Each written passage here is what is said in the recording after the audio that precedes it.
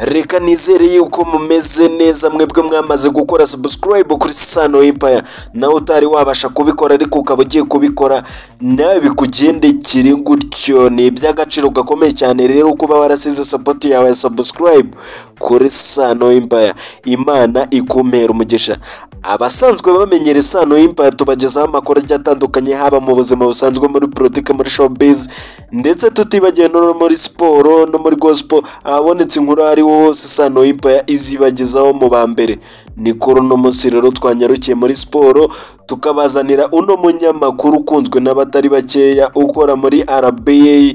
Amakuru ari kumuvugwaho naho ubwo yari yaratinze gushaka, ariko kuri uno munsi akaba yamaze kubisoza mu bukwe bwiza cyane rwose, yambariwe na bagenzi biwe bakorana kuri Radio Rwanda ndetse no muri RBA muri rusange, bitewe nuko umunyamakuru wari wo wese wo muri RBA, kandi RBA ifite ibitangazamakuru byinshi, ntago rwose bigombera kuba akorera kuri Radio Rwanda gusa, ndetse n'izindi radio zigiye zishamikiye ndetse n'amateleviziyo ashamikiyeho ari wo wose baba bagomba gukora.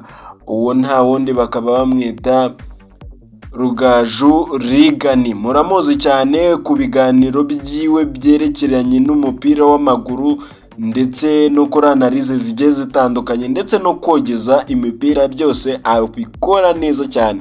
Muramuzi yuko yaciye ku maradiyo menshi agiye atandukanye, finally akaza kugera kuri Radio Rwanda ubwo yaravuye mu bindi bitangazamakuru birimo bya Authentique Radio, akaba yaravuye kuri KFM radio, nayo yari igezweho mu gihe cyashize, yari nakomeye cyane kuko yari iri kuri compare n'iriya radio yakoragaho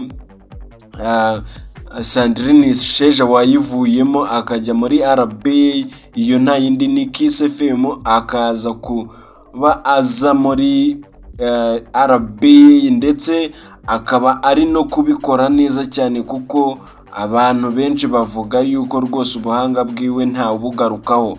Gusa icyo bakomezaga kugenda bamushinja nuko rwose atashakaga kuba yashaka umugore, gusa bitunguranye kuko nta muntu wari ubizi, nibwo yagiye gusaba aranakwa. Uno musore rwose ubu ngubu nawe akaba ari kubarizwa mu bagabo, ntabwo akiri ingaragu kuko ubu ngubu yamaze kubihindura rwose. Ubu ngubu umugore wiwe bakaba bari kumwe neza cyane.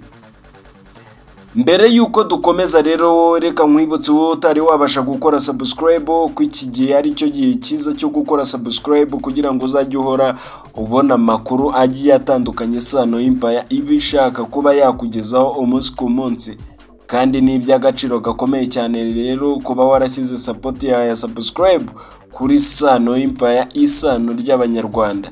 Naho ngewe ubu kugezaho buri kimwe icyo ari cyo cyose kiba ari kiri kugenda gicaracara imihanda, ni Sano Didier ugenda ukugezaho buri kimwe icyo ari cyo cyose umunsi ku munsi.